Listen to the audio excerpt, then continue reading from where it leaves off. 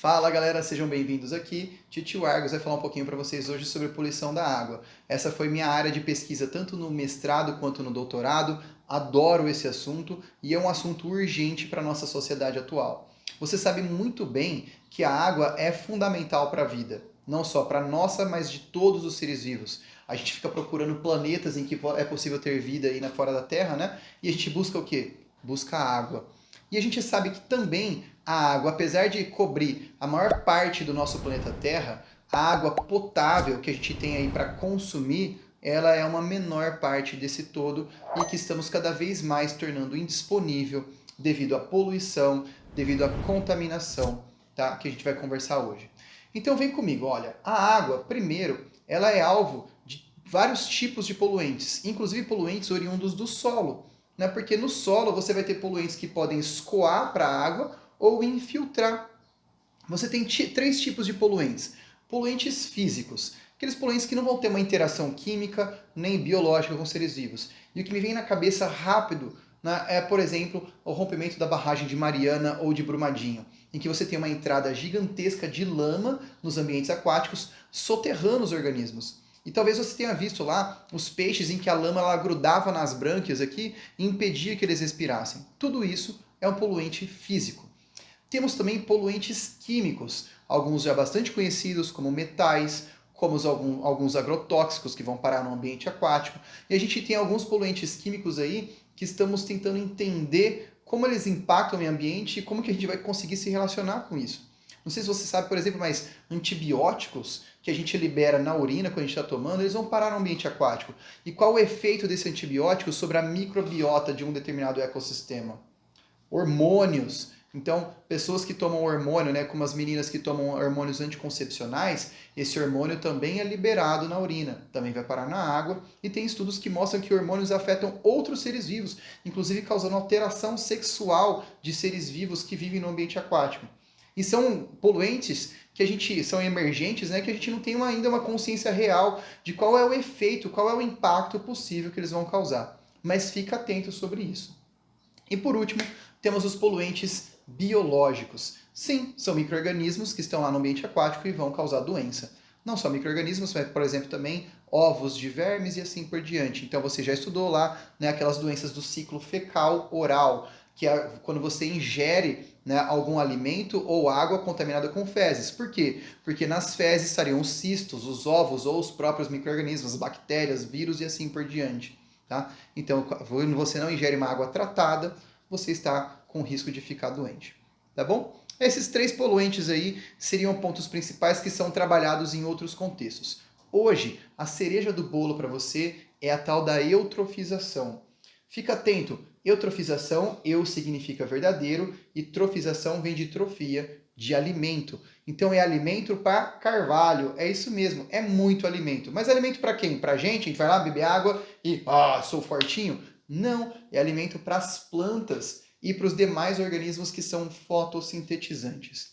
Então esse excesso de alimentos, na verdade, é um excesso de nutrientes, principalmente nitrogênio e fósforo, que são os dois principais nutrientes que são fatores limitantes para a produção primária em ambientes aquáticos. Então, quando você tem uma entrada ali de fertilizantes, então pensa uma pessoa, né, uma fazenda, né, que você joga fertilizantes, chove, esse fertilizante em excesso escoa para a água, aumentando então a concentração de nitrogênio e fósforo. Ou se não, a própria entrada de esgoto no ambiente aquático, que é matéria orgânica, que é cocô, e cocô é adubo, que é fertilizante, e assim você sabe, né, a gente fecha esse ciclo aí. Então, quando você tem a entrada de nutrientes no ambiente aquático, você favorece a produção primária, ou seja, fotossíntese. E aqui lembra que a gente tem três tipos de organismos que fazem fotossíntese: plantas, algas, cianobactérias. A gente vai ter os problemas com esses três organismos. As plantas, principalmente, elas vão crescer muito rápido, né? Aquelas plantas, principalmente as flutuantes, que ficam com as folhas para fora da coluna d'água e as raízes para dentro, elas crescem muito rápido, cobrem a superfície daquele ambiente aquático, tornando aquele ambiente aquático, então, né, impróprio para ter produção primária dentro dele, o que limita, então, por exemplo, a difusão de gás oxigênio para a água, tá? O que faz com que você deixe um ambiente impróprio para organismos que não estão adaptados a viver num ambiente de sombra e também causa impactos, por exemplo, como entupimento de turbinas aí em usinas hidrelétricas. Já as algas e as cianobactérias, elas também conseguem crescer muito rápido. E essas últimas, as cianobactérias, elas produzem toxinas, cianotoxinas, que são tóxicas, né, porque são toxinas, né, e elas não são, a gente não consegue ainda retirar a cianotoxina do tratamento de água convencional. Então imagina que você tem uma represa que abastece a sua cidade, você tira essa água, faz o tratamento e vai para a cidade toda. Se essa água da represa está cheia de cianotoxina, essa cianotoxina vai parar então nas residências e vai causar problemas de saúde na população que está consumindo aquela água, tá? E as algas também, elas crescem muito rápido, tá? E aí você tem todo um outro efeito que agora é um efeito ecológico, um efeito, né, dentro do funcionamento do ecossistema aquático. Por quê? Porque esses organismos, né, tanto as plantas, essas macrófitas aquáticas, as algas e as cianobactérias, eles têm uma capacidade de reprodução muito alta, é muito eficiente a reprodução. Tá? O que limita a reprodução dos organismos é o nutriente, que estava ausente. Agora, com o nutriente presente no ambiente aquático, eles vão reproduzindo, reproduzindo, reproduzindo e gerando biomassa. Biomassa, galera, é nada mais ou menos do que massa biológica, que é o quê? Matéria orgânica. Que quando esses organismos morrem, essa matéria orgânica toda precisa ser degradada. E a degradação na presença de oxigênio vai ser uma degradação aeróbia, vai ser uma decomposição aeróbia, uma respiração celular. E os organismos então começam a degradar essa matéria orgânica, esse excesso, e eles vão consumindo o oxigênio existente na água. Esse consumo de oxigênio provoca uma anaerobiose. Então o ambiente fica sem oxigênio e organismos que dependem do oxigênio para respirar, organismos aeróbios, morrem. Mas Argos, você tem aumento dos seres fotossintetizantes e você tem diminuição do oxigênio? Sim, porque esse aumento dos seres fotossintetizantes é tão drástico que a água ela perde a sua transparência.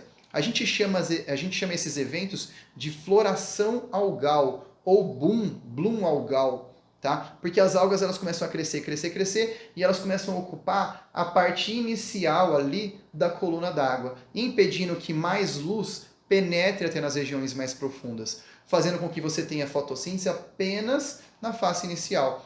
Então fica atento a isso, porque costuma aparecer com frequência no vestibular. E normalmente o que o vestibular quer que você saiba é essa aparente contradição entre aumentar fotossintetizantes e redução do oxigênio, tá? E lembrar que essa redução do oxigênio se deve à decomposição da matéria orgânica que está presente na água. Beleza? Espero que tenha ajudado. Então curte o vídeo, assina o canal, compartilha, aquela coisa toda e valeu. Até o próximo vídeo. Tchau, tchau.